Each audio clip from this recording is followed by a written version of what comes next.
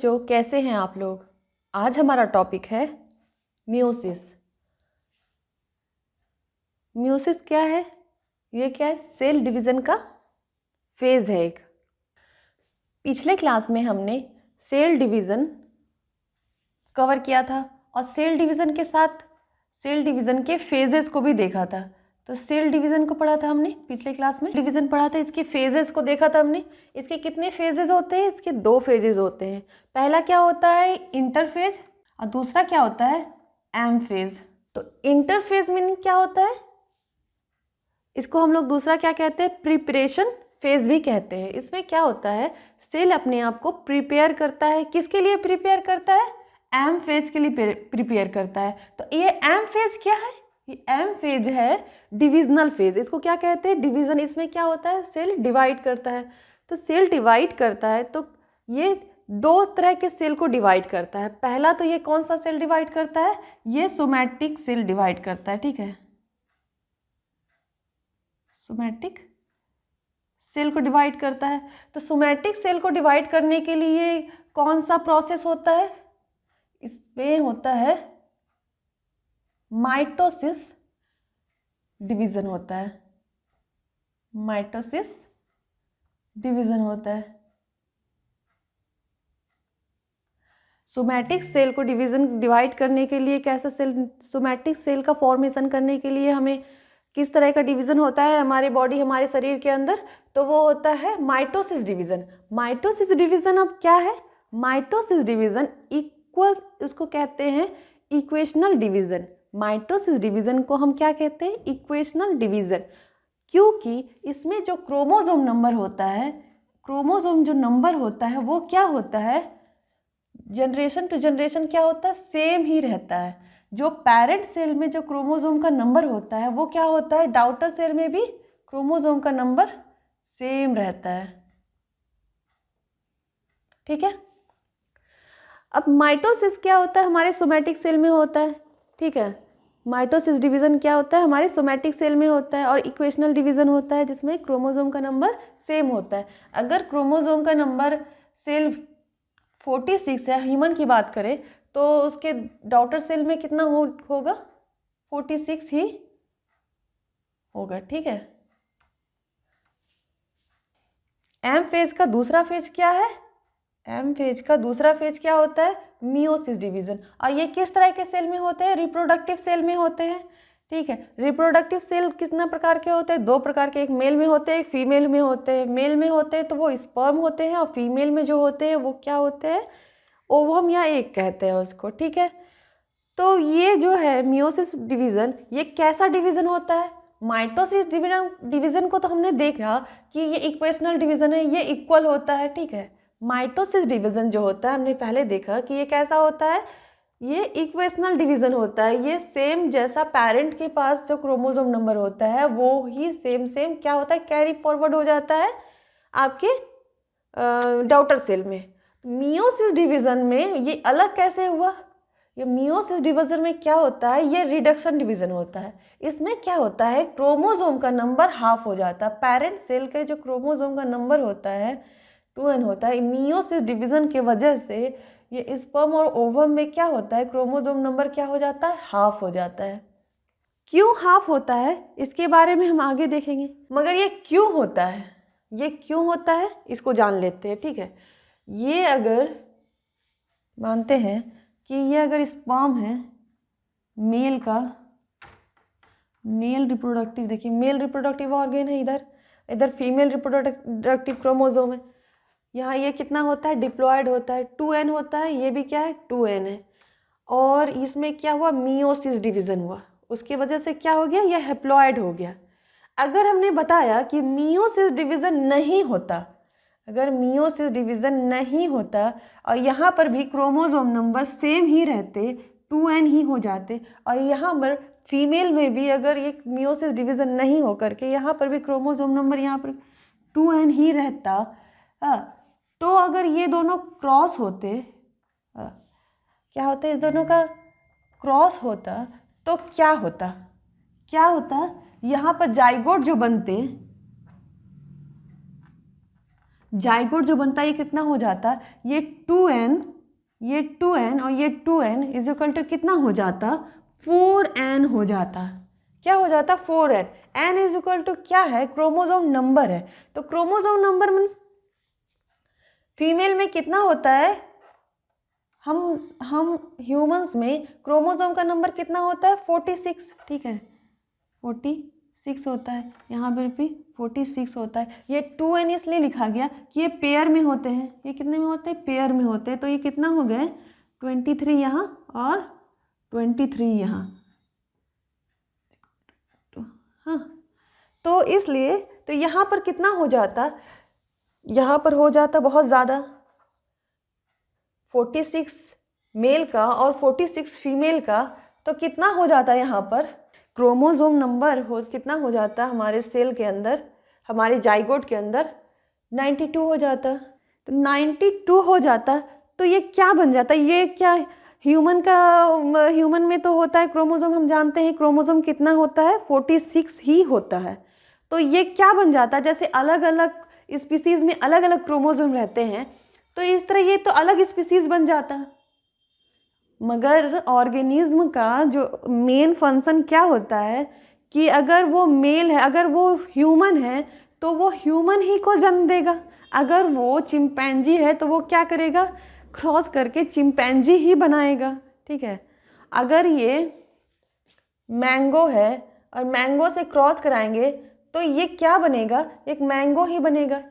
ये mango cross करेंगे, ये अगर मैंगो है और ये भी मैंगो है, तो क्रॉस करके ये आलू तो नहीं बनाएगा ना, पोटैटो तो नहीं बनाएगा, हाँ। अगर ये दोनों का क्रोमोसोम नंबर, अगर इन दोनों का मियोसिस डिवीज़न नहीं होता, हाँ, इन दोनों में मियोसिस डिवीज़न नहीं होता, तो ये क्या बना लेता, ये अलग ही स्पीसीज़ का फॉर्मेशन कर देता। इस तरह फिर क्या होता, इसका जो फिर डिवीज़न होता, ये जब क्रॉस करता तो ये क्या बना लेता, ये अगर क्रॉस करता किसी 92 क्रोमोसोम वाले में से, फीमेल से या मेल से जो भी, तो वो क्या बना लेता, कुछ और ही बन जाता, कुछ और ही ऑफ स्प्रिंग का फॉर्मेशन हो जाता, कुछ और ही स्पीसीज़ का फॉर्मेशन हो जाता। तो ये जो फॉर्मेशन होता, तो ये इस तरह का इस तरह नहीं हो, ये जो ये गड़बड़ी है, ये इस तरह की गड़बड़ी ना हो, इसके लिए क्या होता है, हमारे क्या होता है, हमारे ऑर्गेनल्स में, हमारे सेक्स ऑर्गेनल में क्या होता है, वो मियोसिस डिवीज़न होता है। इसलिए अब हम मियोसिस डिवीज़न को देखेंगे कि ये मियोसिस डिवीज़न का जो प्रोसेस है, ये डिप्लॉयड एन से हैप्लॉयड एन बनने का जो प्रोसेस है वो किस तरह से होता है, वो हम देखते हैं, ठीक है। चलिए आगे बढ़ते हैं। तो मियोसिस डिवीज़न, ठीक है, मियोसिस डिवीज़न जो है कैसा डिवीज़न है, रिडक्शन डिवीज़न है। रिडक्शन डिवीज़न का मीनिंग क्या हुआ, इसमें क्रोमोसोम का नंबर जो होता है वो क्या हो जाता है, वो हाफ हो जाता है, वो क्या होता है, हाफ हो जाता है। इसलिए इसे क्या कहते हैं, मियोसिस डिवीज़न को क्या कहते हैं, रिडक्शन डिवीज़न भी कहते हैं, ठीक है। अब इसका देखते हैं definition. Meiosis division, meiosis is a type of cell division that reduce the number of chromosome in the parent cell by half and produce 4 gamete cell, ठीक है। मैंने बताया कि इस तरह का ये प्रोसेस होता है, ठीक है, ठीक है। तो इसमें क्या होता है, मियोसिस क्या बता रहा है इसमें डिफिनेशन में कि ये एक क्या है, एक टाइप है, सेल डिवीज़न का क्या है, टाइप है, जिसमें क्या होता है, क्रोमोसोम का नंबर रिड्यूस हो जाता है। पेरेंट सेल में जो क्रोमोसोम नंबर होते हैं वो रिड्यूस हो जाते हैं, वो क्या होते हैं, घट जाते हैं, घट करके कितने हो जाते हैं, आधे हो जाते हैं। और क्या किसका फॉर्मेशन करता है, 4 गैमेट सेल का फॉर्मेशन करता है, 4 गैमेट सेल का फॉर्मेशन करता है, ठीक। अब क्या होता है, नेक्स्ट देखते हैं, these cell are the gametes. इसमें गैमेट सेल जो होते हैं वो किसमें कैसे कैसे होते हैं, स्पर्म इन मेल और एग इन फीमेल। तो गैमेट सेल कहाँ से आते हैं, जो हमारे जर्म सेल हैं, जर्म सेल जो होते हैं वो स्पर्म के मेल में होता है और एग के फीमेल में ही मियोसिस डिवीज़न होता है। कौन कौन गैमेट सेल है, sperm in male and egg in female. क्या है, this process is required to produce egg and sperm cell for sexual reproduction. ठीक है, तो इसमें क्या होता है कि एग सेल और स्पर्म सेल क्या करते हैं, रिप्रोडक्शन करते हैं, जिससे क्या बनता है, हैप्लॉइड जाइगोट का फॉर्मेशन होता है। तब मैं इसको एक चार्ट में बना करके, मैंने एक चार्ट बनाया है, उसके थ्रू मैं आपको बताती हूँ, दिखाती हूँ। तो ये क्या है, मेल का मियोसिस डिवीजन होगा। मेल के जो जर्म सेल में क्या होगा, मियोसिस डिवीजन होगा, और डिवीजन होकर के क्या बनाएगा, हैप्लॉइड क्रोमोसोम बनाएगा, हैप्लॉइड नंबर ऑफ क्रोमोसोम बनाएगा। तो ये पहले क्या होता है, ये होता है 2n, n इज फॉर क्या होता है, नंबर ऑफ क्रोमोसोम। तो मेल में कितना क्रोमोसोम नंबर है और फीमेल में कितना क्रोमोसोम, मेल के सेल में कितना क्रोमोसोम नंबर है और फीमेल के सेल में कितना होता है, ये कितना होता है, 46 होता है, और पेयर में 23 होते हैं। 23 इसके इसलिए लिखते हैं 2n। तो ये n इज इक्वल टू कितना होता है, n इज इक्वल टू होता है 23, n इज इक्वल टू कितना होता है, 23 होता है, और इंटू 2 तो हो जाए ना 46 हो जाएगा। ठीक, तो ये हैप्लॉइड है। तो ये क्या होता है, मियोसिस डिवीजन होता है इसमें।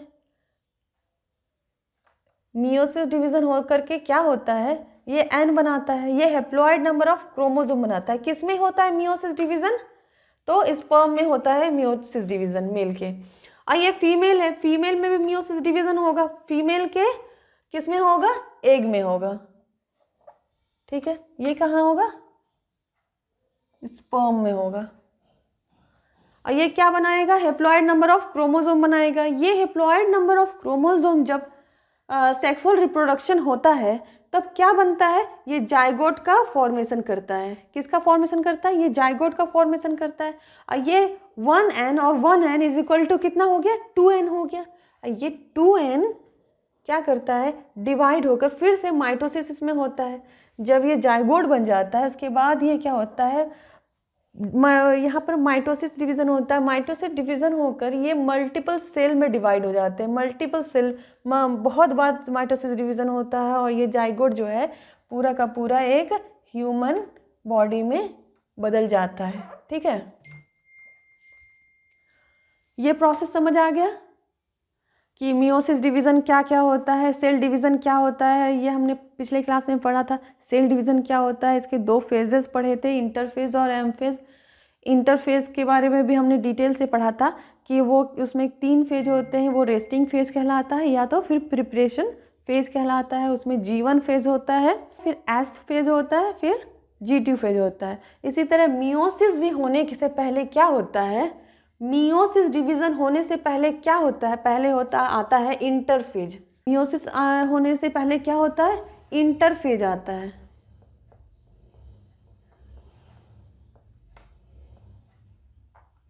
ये इंटरफेज में कौन कौन सा फेजेस हमने पढ़ा था, G1 फेज, S फेज और G2 फेज।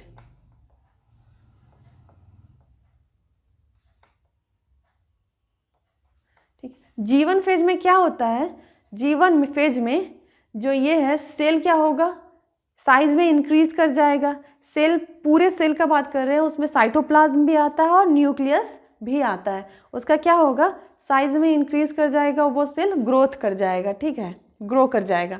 नेक्स्ट क्या होगा, ये एस फेज में होगा। ये क्या होगा, ये G1 फेज में होगा। फिर कौन सा आता है, एस फेज।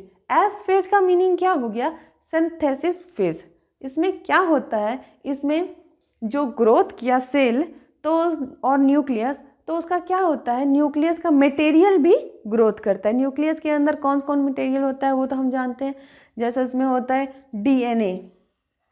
तो न्यूक्लियस के अंदर जो DNA होता है वो भी ग्रोथ कर जाता है। ग्रो करके क्या होता है, अपना डुप्लीकेट बना देता है, और डुप्लीकेट बना करके ये क्या होता है, एस फेज में क्या होता है, ये सिंथेसिस फेज है। इसमें क्या होता है, न्यूक्लियस का जो मटेरियल है, जो DNA है, वो अपना क्या करता है, डुप्लीकेट कर देता है अपने आप को, और नया DNA का फॉर्मेशन कर देता है। फिर नेक्स्ट क्या है, और साइटोप्लाज्म में भी कुछ चेंजेस आते हैं। साइटोप्लाज्म में चेंजेस आते हैं, उसका सेंट्रियोल क्या होता है, दो बन जाते हैं, सेंट्रियोल का कॉपी बन जाता है और सेंट्रियोल का कॉपी बन करके ये दोनों अपोजिट पोल की तरफ जाने लगते हैं। फिर G2 में क्या होता है, G2 फेज में क्या होता है, G1 फेज में ग्रोथ हो गया, सेल का साइज बढ़ गया। एस फेज में आपके DNA का डुप्लीकेशन हो गया, उसका जीरोक्स बन गया, और क्या हो गया, सेंट्रियोल का कॉपी बन गया। उससे क्या हुआ, एनर्जी जो होती है, एनर्जी यूज़ हो जाती है, ज़्यादा से ज़्यादा सेल के क्या होता है, एनर्जी यूज़ हो जाता है। तो वो अपने आप को डिवीज़न करने से पहले जो होता है G2 फेज आता है, तो वो क्या करता है, और एनर्जी को बनाता है और क्या करता है, उसको स्टोर कर लेता है। किस लिए स्टोर करता है, ये मियोसिस डिवीज़न कर सके इसके लिए स्टोर करता है, ये डिवीज़न कर सके उसके लिए क्या करता है, स्टोर कर देता है।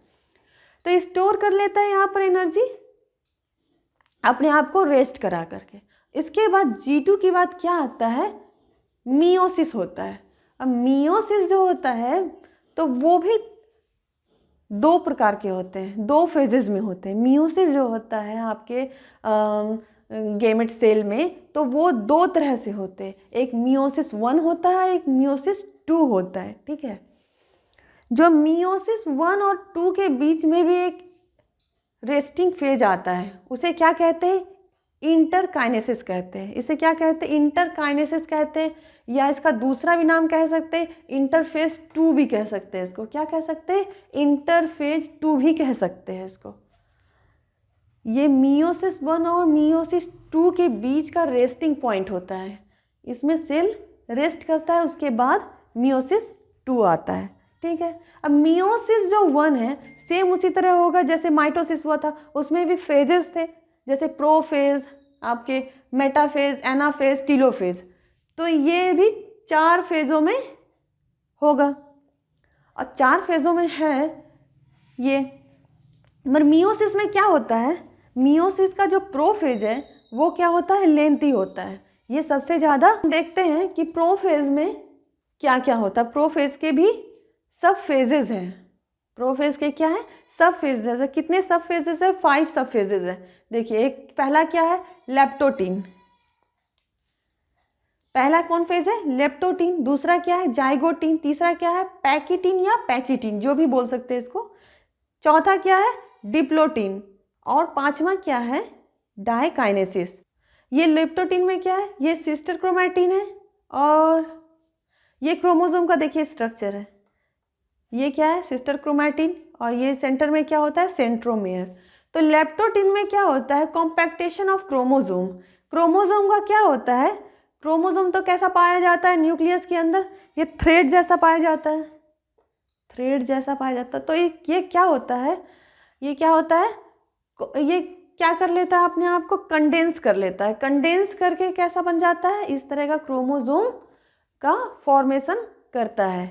और क्या होता है, प्रोफेज के लेप्टोटीन सब फेजेस में न्यूक्लियर मेम्ब्रेन डिसअपेयर हो जाता है, न्यूक्लियोलस डिसअपेयर होना शुरू हो जाता है। उसके बाद दूसरा नेक्स्ट सब यूनिट क्या है, जाइगोटीन। जाइगोटीन जो है, ये देखिए क्रोमोसोम है, क्रोमोसोम का क्या बना लेता है, होमोलोगस क्रोमोसोम क्या बनाता है, अपना कॉपी बना लेता है। और यहाँ पर क्या होता है, homologous chromosome start pairing together, और ये क्या करने लगता है, पेयर होने लगता है। और इस पेयरिंग होने के जो प्रोसेस है, इस पेयरिंग होने का जो प्रक्रिया है, उसे क्या कहते हैं, हम उसे कहते हैं साइनेप्सिस कहते हैं। इसे क्या कहते हैं, साइनेप्सिस कहते हैं। और ये जो पेयरिंग होने के समय जो इसके बीच में जो स्पेस बनता है, इसे क्या कहते हैं, हम साइनेप्टोनीमा कहते हैं। क्या कहते हैं, साइनेप्टोनीमा कहते हैं। इस जो ये ग्रीन ग्रीन जो दिख रहा है आपको, उसको क्या कहते हैं, साइनेप्टोनीमा कहते हैं।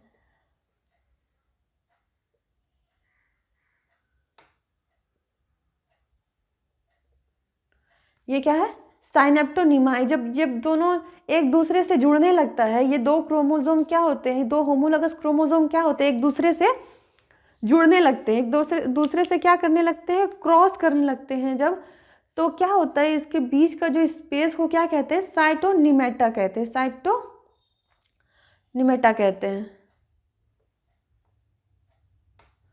ठीक है। और ये क्या होता है, ये बाइवैलेंट क्रोमोसोम का फॉर्मेशन करता है। ये एक होमोलोगस क्रोमोसोम क्या करता है, दूसरे होमोलोगस क्रोमोसोम का फॉर्मेशन करता है, और ये दोनों के बीच में क्या होता है, ये दोनों एक दूसरे से पेयरिंग करना शुरू कर देते हैं। इस प्रोसेस को क्या कहते हैं, साइनेप्सिस कहते हैं। इस प्रोसेस को क्या कहते हैं, साइनेप्सिस कहते हैं। नेक्स्ट क्या है, पैकिटीन।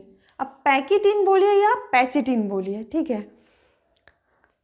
तो ये क्या होता है, इस पैकिटीन फेज में, सब यूनिट में, इस सब फेजेस में, सॉरी, इस पैकिटीन फेज में क्या होता है, बाइवैलेंट क्रोमोसोम क्लियरली विजिबल हो जाते हैं। ये जो बाइवैलेंट क्रोमोसोम बना, होमोलोगस क्रोमोसोम का दो सब होमोलोगस क्रोमोसोम जो ये बना,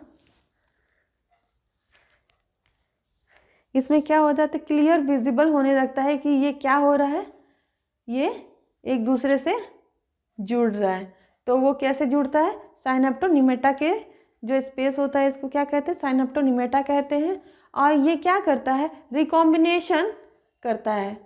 ये एक दूसरे से क्या करते हैं, ये जो क्रोमोसोम है, होमोलोगस क्रोमोसोम क्या करता है, एक दूसरे से रिकॉम्बिनेशन करता है। यहाँ पर देखिए, एक दूसरे से रिकॉम्बिनेशन कर रहा है। किसके जरिए कर रहा है, क्रॉसिंग ओवर कर रहा है, एक दूसरे से क्रॉसिंग ओवर कर रहा है। और ये क्रॉसिंग ओवर और रिकॉम्बिनेशन किसी इंजाइम के प्रेजेंस में करता है ये। तो वो इंजाइम को क्या कहते हैं, रिकॉम्बिनेज इंजाइम कहते हैं। ये बहुत इंपॉर्टेंट है कि ये जो क्रॉसिंग करता है, ये जो रिकॉम्बिनेशन करता है अपना, ये जो क्रॉसिंग करता है और रिकॉम्बिनेशन करता है, वो किसी ना किसी इंजाइम के प्रेजेंस में करता है। तो वो जो किसी ना किसी इंजाइम है, वो कौन इंजाइम है, रिकॉम्बिनेज इंजाइम है। ये रिकॉम्बिनेशन करता है, कितना सिंपल है याद करना, रिकॉम्बिनेशन करता है ये। तो रिकॉम्बिनेशन किस इंजाइम के प्रेजेंस में करता है, तो रिकॉम्बिनेज इंजाइम के प्रेजेंस में करता है। अब ये रिकॉम्बिनेशन कर गया, तो फिर क्या हो जाएगा, नेक्स्ट फेज क्या है, डिप्लोटीन है। डिप्लोटीन फेज में क्या होता है, ये डिसॉल्व हो जाता है। ये देखिए, क्रॉसिंग ओवर होके ये डिसॉल्व हो गया। देखिए, ये इसका ब्लैक वाला जो पोर्शन था, ये इस साइड आ गया, इस क्रोमोसोम में आ गया। इसका ब्लू वाला क्या हो गया, इस होमोलोगस क्रोमोसोम में इस साइड आ गया। ये एक दूसरे से क्या होता है, जुड़ जाता है, जिसको बोला जाता है ना, जुड़ जाना। और एक दूसरे का क्या करता है, एक दूसरे का इंफॉर्मेशन जो है शेयर कर लेता है। एक दूसरे का इंफॉर्मेशन जो होता है, क्रोमोसोम के ऊपर क्या होते हैं, इंफॉर्मेशन होते हैं, जीन के रूप में जो होते हैं, वो क्या करता है, एक दूसरे का ये जो इंफॉर्मेशन होता है उसको शेयर कर लेता है, ठीक है, रिकॉम्बिनेशन कर लेता है। तो डिप्लोटीन में क्या होता है, ये डिसॉल्यूशन ऑफ साइनेटोनिमेटा कॉम्प्लेक्स, ठीक है। ये जो साइनेटोनिमेटा यहाँ पर बनता है, साइनेटोनिमल जो ये है स्पेस है, उसको क्या करता है, बिल्कुल ही क्या करता है, ये इस तरह कर से यहाँ पर स्पेस था ना जो बना हुआ, उसको क्या करता है, उसको डिसॉल्व कर लेता है अपने अंदर, डिसॉल्व करके एकदम एक चिपक जाता है, और एक दूसरे का क्या करता है, इंफॉर्मेशन शेयर कर लेता है, ठीक। और क्या होता है, यहाँ पर काइज़मेटा का फॉर्मेशन हो जाता है।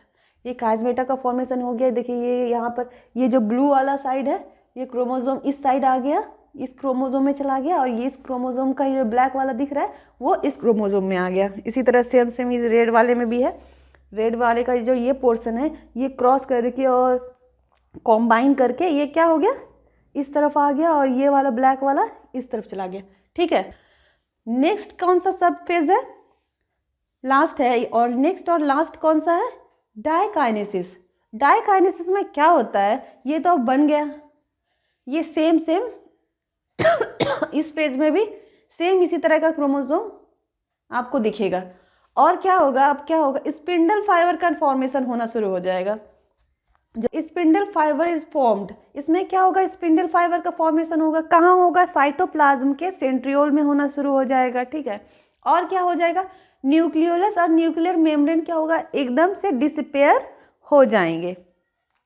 अब जो ये किसका सब फेज था, ये प्रोफेज का सब फेजेस थे। अब हम नेक्स्ट क्या पढ़ेंगे, प्रोफेज के बाद क्या होता है, मेटाफेज। ठीक है, मेटाफेज 1। मेटाफेज 1 में क्या होता है, देखिए ये सेल का हमने सेल के न्यूक्लियस का स्ट्रक्चर बनाया है, ये न्यूक्लियस है। उसमें क्या होता है, ये क्या है, सेंट्रियोल है, ये दोनों साइड दोनों पोल में चला जाता है। और क्या होता है, स्पिंडल फाइबर का फॉर्मेशन हो जाता है। और होमोलोगस क्रोमोसोम जो है, होमोलोगस क्रोमोसोम बिल्कुल इक्वेटर प्लेट पर क्या होते हैं, सज जाते हैं, इक्वेटर प्लेट पर सज गए हैं। और ये क्या होता है, इसका सेंट्रोमेयर स्पिंडल फाइबर से जुड़ जाता है, स्पिंडल फाइबर से जुड़ जाता है और एक दूसरे को कॉम्बाइन कर लेता है। नेक्स्ट क्या होता है, एनाफेज। अब एनाफेज स्टेज में क्या होता है, ये होमोलोगस क्रोमो, ये देखिए न्यूक्लियस है, न्यूक्लियस का ये देखिए सेंट्रोमेयर है, ये देखिए न्यूक्लियस है। और न्यूक्लियस का ये क्या है, सेंट्रियोल है। और सेंट्रियोल का जो स्पिंडल फाइबर है, ये क्या किया, ये एक दूसरे क्रोमोसोम को क्या करता है, खींचता है अपनी ओर खींच लिया। और खींच करके क्या किया, homologous chromosome are separate, chromosome को क्या किया, अलग अलग कर दिया और सेपरेट कर दिया, यहाँ पर। और नेक्स्ट क्या आ जाएगा फेज, टेलोफेज।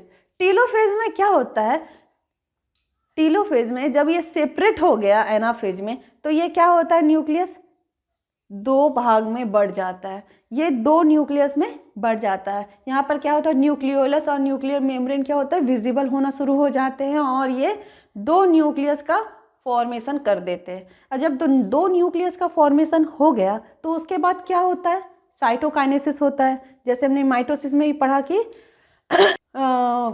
था कि क्या होता है, माइटोसिस होने के कैरियोकाइनेसिस और एक साइटोकाइनेसिस होता है, एक कैरियोकाइनेसिस होता है। तो कैरियोकाइनेसिस कहाँ होता है, न्यूक्लियस के अंदर होता है। और साइटोकाइनेसिस कहाँ होता है, तो सेल में होता है। जब न्यूक्लियस 2 बन गए, एक सेल के अंदर 2 न्यूक्लियस बन गए, तो ये क्या होता है, एक फोरो का फॉर्मेशन होता है। साइटोकाइनेसिस में पिछले ही क्लास में मैंने पढ़ाया था कि एक फोरो का फॉर्मेशन करता है, फोरो का फॉर्मेशन करके 2 नए डाउटर सेल का फॉर्मेशन कर देता है, डिवाइड इनटू डाउटर सेल का फॉर्मेशन कर देता है। यहाँ पर देखिए एक सेल से 2 नए सेल का फॉर्मेशन हो गया। और ये क्या होता है, ये हेप्लॉइड हो जाता है। यहाँ पर तो डिप्लॉइड है, यहाँ पर आते आते ये क्या हो गया, हेप्लॉइड, एन का फॉर्मेशन कर गया। ठीक है, यहाँ तक क्या है, ये 2n है। नेक्स्ट क्या होता है, जब एक साइटोकाइनेसिस हो गया तो मैंने बताया है कि मियोसिस जो है 2 तरह से होते हैं। एक होते हैं मियोसिस 1, एक होता है मियोसिस 2। ये 2 फेजेस में होते हैं। ये 2 फेजेस में क्यों होते हैं, तो मियोसिस जो होता है ये क्या करता है, ये 4 ये क्या करता है, मियोसिस इसलिए होता है क्योंकि ये क्या करता है, 4 गैमेट सेल का फॉर्मेशन करता है। ये कितने गैमेट सेल का फॉर्मेशन करता है, 4 गैमेट सेल का फॉर्मेशन करता है। इसलिए इसे 2 बार डिवीजन करना पड़ता है। एक तो मियोसिस 1 करना पड़ता है और दूसरा क्या करना पड़ता है, मियोसिस 2 करना पड़ता है। जब मियोसिस 1 हो गया उसके बाद साइटोकाइनेसिस हो गया, उसके बाद मैंने बताया था कि इंटरकाइनेसिस आता है, जहाँ पर क्या होता है, यहाँ पर इंटरकाइनेसिस आता है और ये क्या होता है, सेल रेस्ट करता है। रेस्ट करके क्या होता है, ये थोड़ा ग्रो करता है, ग्रो करके फिर डिवीज़न करता है अपना। ठीक है, रेस्टिंग करता है, फिर ग्रो करता है, उसके बाद क्या करता है, फिर से मियोसिस 2 करता है। तो मियोसिस जब 2 करेगा तो उसमें भी वही सारे सब फेजेस आएंगे, प्रोफेज, मेटाफेज, एनाफेज और टीलोफेज। तो ये जो मियोसिस फेज है, मियोसिस फेज जो है 2, वो कैसा होता है, सेम एज माइटोसिस डिवीज़न जैसा होता है। सेम एज माइटोसिस डिवीज़न कहने का मतलब ये है कि अगर यहाँ पर बन गया है 1n, तो ये जब डिवाइड करेगा तो इसमें क्या होगा, कोई भी चेंजेस नहीं होगी। ये जो डिवाइड करेगा, ये जो नया सेल का फॉर्मेशन करेगा, डाउटर सेल का फॉर्मेशन करेगा, तो क्या होगा, कोई भी इसके क्रोमोसोम के अंदर चेंजेस नहीं आएगी। अगर ये 1n है तो यहाँ भी इसका जो नया डाउटर सेल बनेगा वो क्या होगा, उसका क्रोमोसोम नंबर क्या होगा, N ही रहेगा, इसलिए हम लोग क्या कहते हैं, मियोसिस 2 को सेम एज माइटोसिस डिवीजन जैसा ही पढ़ते हैं, इसलिए इसे पढ़ने का जरूरत नहीं है, इसे लिखने का जरूरत नहीं है, आप समझ गए कि इस क्या है। मगर जब हम लोग एग्जाम में लिखेंगे तो वो क्या लिखेंगे, इसको फिर से माइटोसिस डिवीजन जैसा ही लिखेंगे, ठीक है। फिर नेक्स्ट क्या होता है, उसमें भी साइटोकाइनेसिस होंगे, और क्या होगा, वो डिवाइड होकर के हेप्लॉइड सेल का फॉर्मेशन करेंगे। ये देखिए एक चार्ट है जिसमें ये क्या है, एक सेल है, चार्ट है जिसमें मैंने बताया कि ये क्या है, ये मेल या फीमेल जो भी, ये रिप्रोडक्टिव सेल है जिसे कहते हैं रिप्रोडक्टिव सेल, जर्म सेल, हाँ रिप्रोडक्टिव सेल या जर्म सेल जिसे कहते हैं जर्म सेल है, ठीक है। ये जर्म सेल में क्या हुआ, ये जर्म सेल में क्या हुआ, पहले मियोसिस डिवीजन 1 हुआ, मियोसिस डिवीजन 1 हुआ, उससे क्या हो गया, ये डबल एन, ये 2n, इसका रिडक्शन हुआ, और रिडक्शन होके क्या हो गया, ये सिंगल एन का फॉर्मेशन किया। यहाँ पर कितना है क्रोमोसोम नंबर 23, कितना है 23, हाँ इंटू 2 यानी 46 है यहाँ पर क्रोमोसोम नंबर। और यहाँ पर आकर के इसका क्रोमोसोम जब मियोसिस हो जाता है तो यहाँ पर कितना हो जाता है 23, और ये क्या है, इधर भी 23 है, ठीक है।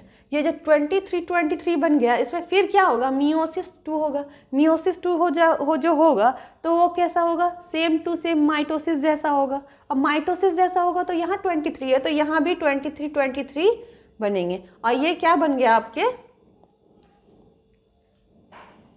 जर्म सेल बन गया। ये क्या बन गया, जर्म सेल, जो हेप्लॉइड है, जो कैसे है, हेप्लॉइड है,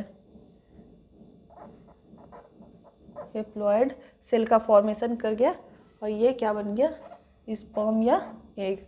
ये कौन सा सेल है, जर्म सेल, ठीक है। ये कौन सा सेल का फॉर्मेशन हुआ, जर्म सेल का फॉर्मेशन हुआ। नेक्स्ट क्या है, सिग्निफिकेंस ऑफ मियोसिस। अब मियोसिस का सिग्निफिकेंस क्या है, इसमें क्या होता है, conservation of chromosome number through different generation. इसमें क्या होता है, जनरेशन आफ्टर जनरेशन क्रोमोसोम का नंबर सेम रहे, हाँ संरक्षित रहे, सुरक्षित रहे, उसके लिए क्या होता है, उसके लिए ये मियोसिस डिवीज़न होता है। इसलिए मियोसिस डिवीज़न बहुत ही इम्पॉर्टेंट डिवीज़न है हमारे सेल के। तो मैंने इसको बिल्कुल सिंपल वे में समझाने की कोशिश की है, बिल्कुल डायग्राम के साथ समझाने की कोशिश की है कि आप लोग को बिल्कुल समझ आ जाए। तो उम्मीद है कि आप लोग को इस बार समझ आ जाएगा ये टॉपिक, ठीक है। Thank you.